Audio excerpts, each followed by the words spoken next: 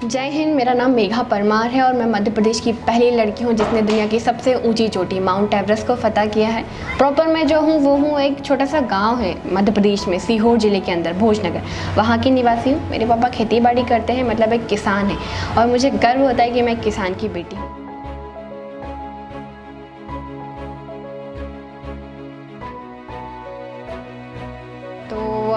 मैं जहाँ से हूँ, मैंने आपको बताया भोजनगर से हूँ, ग्रामीण परिवेश से हूँ। तो मैं ऐसे परिवार से आती हूँ जहाँ आप एक छोटी सी चीज़ से समझ सकते हो कि मैं जो पैदा हुई हूँ वो भी डॉक्टरों के हाथों नहीं हुई हूँ, दाई के हाथों हुई हूँ।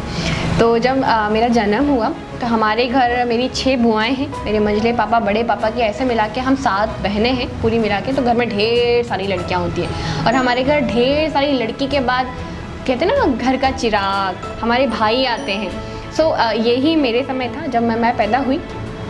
तो मेरे घर के जो बड़े बुजुर्ग लोग थे उन्होंने मेरे पिताजी को बोला, अरे दामोदर की भी किस्मत फूट गई। दामोदर मतलब मेरे पिताजी का नाम। दामोदर की भी किस्मत फूट गई। एक का घर भी एक छोरी हुई है, मतलब 3-4 छोरी होगी, उसका बाद जाके छोरो होगा। तो मेरा जन्म जब मैं पैदा हुई उस समय इतना सेलिब्रेशन बिल्कुल नहीं हुआ, क्योंकि सबको लगा कि अब ढेर सारी बहनें होने वाली हैं और ये मेरा जन्म का वाद था। पर मैं बता दूं, मैं बड़े घर की लक्की लड़की हो गई थी। वो उस दिन लक्की लड़की हो गई थी जब 1 साल बाद, 1.5 साल बाद मेरे घर में मेरे छोटे भाई प्रभात का आगमन हुआ। उस दिन मैं मेरे खानदान की पहली भाग्यशाली लड़कियों की पहली छोरी है जो भाई लेके आई है। ये मेरा स्टार्टिंग का जन्म का टाइम समझ में आपको आ गया होगा। और पैदा जब मैं लड़की हुई तो अब उनको लगा कि एक के बाद बहुत सारी लड़कियां होने वाली, तो मम्मी को लड्डू शड्डू खिलाने से तो कोई मतलब नहीं था। और नवंबर के मंथ में मैं हुई थी तो सारी कोर कसर मेरी मम्मी के ऊपर उतर गई। बेचारी सारे काम भी करती थी, सारे बाहर के जितने भी होते हैं ना खेती किसानी के, मतलब गट्ठा लाना, गोबर साफ़ करना, सारे काम करती थी और मुझे पल्ले में सुला के चली जाती थी। मुझसे ज़्यादा स्ट्रगल मम्मी ने किया था, मुझे ऐसा लगता है कि मुझे तो कुछ पता नहीं था ना। फिर आगे की बात आती है कि मैं थोड़ी बड़ी हुई तो वो अंतर धीमे धीमे बढ़ता गया। अब ये अंतर कम हुआ पर उस समय ज़्यादा था। जब मैं धीमे धीमे बड़े हो रही थी तो हमारे घर बहुत सारी लड़कियां थी, सबको ऐसे चुपड़ी रोटी देंगे तो कैसे काम चलेगा बाबा। तो होता ये था कि हम जितनी लड़कियां थी सबको कोरी रोटी दी जाती थी और वहीं जब घर के पुरुष लोग बैठे थे तो उनको चुपड़ी रोटी दी जाती थी। तो मैं उनमें से एक अटेरी लड़की थी। हमारे गांव में अटेरी मतलब जो हर चीज़ पे आर्ग्यूमेंट करता है कि मेरे को ऐसा क्यों नहीं, मेरे को भी ऐसा चाहिए। समझ तो थी नहीं कि अपन लड़की है इसलिए ऐसा हो रहा है। बस ये था कि हमारे भी चुपड़ी रोटी चाहिए, जब तुम इनके दे रही है तो हमारे कोरी रोटी क्यों। हमेशा जब भी कोरी रोटी थाली में आती थी मेरा एक ही सवाल होता है, हमारे भी चुपड़ी रोटी चाहिए। और मुझे घी, दूध, मक्खन, मलाई, इससे आज भी उतना ही प्रेम है जितना शायद उस समय हुआ करता था। वो हुआ और दिख रहा होगा आपको गालों में तो वही था। तो मेरी दादी और सब लोग बोलते थे कि तमें खिला के कई करेंगा, तम तो 2-4 साल थोड़ी बड़ी होगी, तमें ससुराल भेज देंगे, हमारा छोरा के खिलाएंगा तो वो हट्टो कट्टो होएगा, घर को काम करेगा। तो वो चीज़ मुझे जमती नहीं थी। तो हमेशा यही बोलती थी तुम कहीं करोगा, पापा को नाम रोशन तो छोरो करेगो, यो करेगो, वो करेगो। तो फिर जो मेरा बाल मन था ना उसमें ऐसा था कि मैं कुछ ऐसा करूँ कि मेरे पापा को मेरे ऊपर गर्व फील हो, प्राउड फील हो। वो बोले कि हमारी छोरी ने ऐसा करियो, हमारी छोरी ने ऐसा किया। ये वो चिंगारी थी जो मेरे को बचपन से लग गई थी।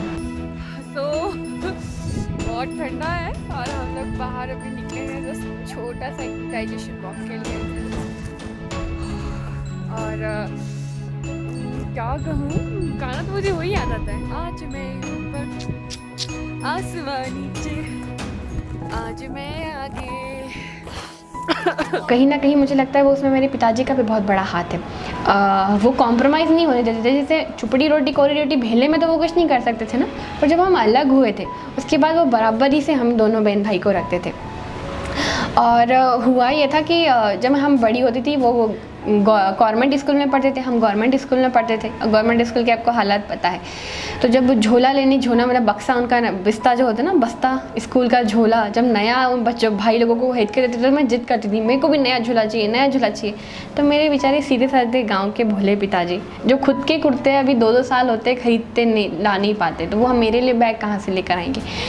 तो वो क्या करवाते थे, जो कपिला पशु आहार समझते हो, उसकी बोरी का मम्मी को बोलते थे इसको झोला सिल दे। और मेरी मम्मी उसको बड़ा सुंदर सा बिल्कुल झोला बना के देती थी और मैं खुश हो जाती थी, अरे मेरे को भी मेरे पापा ने नया झोला ला के दे दिया।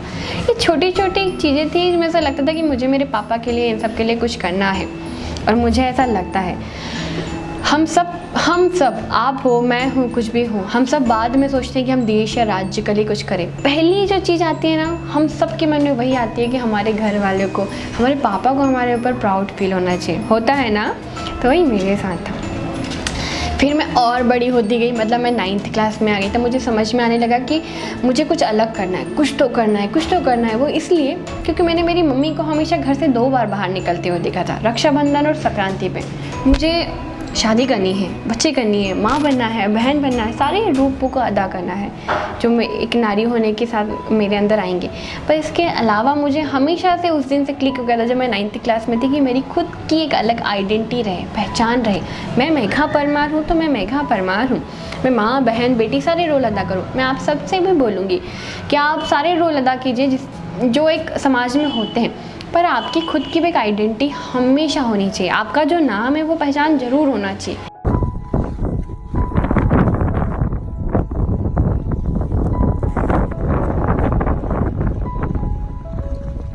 मैं पढ़ने में बड़ी कमज़ोर थी, हाँ मैं बता दूं आपको, पासिंग नंबर से पास होती थी मैं बस। पर फिर भी मेरी मम्मी ने मुझे सिखाया था कि नानी मतलब बेटा, नानी देख, ऐसी मत सोच कि तू पढ़ना में कमज़ोर है। सबका अंदर कहीं ना कहीं खूबी कहीं ना कहीं तो रे से भगवान हुनर डाल के भेजे, और वो ना हुनर के पास अपने पहचानना है कि अपने असलियत में दियो गई है। तो मेरे को भी ढूंढती थी कि मेरे को दिया क्या है भगवान ने। मैं ड्राइंग, पेंटिंग, शेंटिंग उस समय ओके कर लेती थी ठीक ठाक, सिलाई विलाई सारी चीज़ मुझे आती है। मैं गर्व से कहती हूँ कि मैं ग्रामीण परिवेश में पैदा हुई। उससे एक फ़ायदा ये हुआ कि हमारे गांव में एक चीज़ कही जाती है कि छोरी की जात के सारी चीज़ आनी चाहिए, सारा काम आना चाहिए, क्योंकि ज़िंदगी में के हर पड़ाव पे ये सारा काम कहीं ना कहीं काम आते हैं, चाहे वो लड़का हो या लड़की हो। मुझे ऐसा लगता है सबको ना सारी चीज़ें आनी चाहिए, सिलाई भी आनी चाहिए, खाना बनाना भी आना चाहिए। इमरजेंसी में क्या पता किसके लिए भरोसे हम बैठे रहे। सो वही मेरे साथ था। ये सारे हुनर मुझे गांव की वजह से और परिवेश में पलने की वजह से मैं सीख गई। मुझे कभी भी घर के काम करने में या उन सबको करने में आज भी शर्म नहीं आती थी, पहले भी नहीं आती थी, और ना ही वो बोझ लगते थे। अब हम कहानी को आगे बढ़ाते हैं, ठीक है। असली शुरुआत कहाँ से हुई। बहुत अच्छा चल रहा था जब तक मम्मी पापा के पास थे, सब कुछ ठीक था। अब मेरी पढ़ाई छुड़वाने की बारी आ गई थी, क्योंकि हमारे गांव में स्कूल नहीं था। दूसरे गांव में लड़कियों को भेजना इतना सेफ नहीं माना जाता ना। आप साइकिल से जा रहे हो, गांव में बहुत सारी बातें होती आ रही हो कि छोरी तो रोज़ साइकिल से जाए, एकली दोकली जाए। एकली दोकली मतलब अकेली जा रही, कुछ हो ना जाए। लड़कियों को हवा बना दिया, उनको हो गया मतलब सब पे कलंक लग जाएगा। बहुत सारी ऐसी चीज़ें हैं जिससे दबा दिया जाता है, बहुत सारी इच्छाओं को दबा दिया जाता है। सो फिर पिताजी मेरे कहते हैं ना, मेरे लिए तो मेरे पिताजी ब्रह्मास्त्र हैं हमेशा, अभी भी और पहले भी ब्रह्मास्त्र थे वो मेरे। उन्होंने कहा नहीं होगी पढ़ाई नहीं छुड़वाएं, मतलब मेरी पढ़ाई नहीं छुड़वाते, मुझे मेरे मामा साहब के यहाँ भेज देते हैं, क्योंकि वहाँ पे स्कूल 12th तक था। तो मेरी शुरुआत फिर वहाँ हुई, मुझे मेरे मामा साहब के घर भेज दिया गया। पर वहाँ मैं मेंटली बहुत प्रिपेयर हो गया। मैं आपको बताती हूँ, जब आप दूसरों के घर जाते हो ना, आप एक अंदर छोटी सी चीज़ से समझ सकते हैं कि आप जब दूसरों के घर होते हैं ना, तो एक फ्रिज में से एक टमाटर लेने से पहले आपको सोचना पड़ता है आप लें या नहीं लें, क्योंकि वहाँ हर चीज़ आपकी मर्ज़ी से कुछ नहीं होती। वहाँ भी मैं सरकारी स्कूल में पढ़ी, पहले सरस्वती शिशु विद्या मंदिर में पढ़ी, फिर सरकारी स्कूल में पढ़ी 12वीं कक्षा तक। और जब आप दूसरों के घर दूसरे के बच्चे के रूप में रहते, तो मैं आपको बता दूं कि मुझे इतनी पागलों की जैसी भूख लगती थी जब मैं 14-15 साल की हुई थी तब। पर उस समय रोटियां नहीं हुआ करती थी, टिफ़िन में ख़त्म हो जाती थी। तो मैं जो कुत्ते की रोटियां होती ना, 2-4 दिन पुरानी रख देते एक लोहे के बक्से में कि घर में के बाहर कोई कुत्ता आएगा तो डाल देंगे। इतनी पागलों की तरह भूख लगती थी मुझे, मैं उसी को फटाफट गर्म करती थी गैस पर, मैं वो खा लेती थी। ना मुझे अचार की ज़रूरत थी ना कुछ थी। भूख ऐसी चीज़ होती है।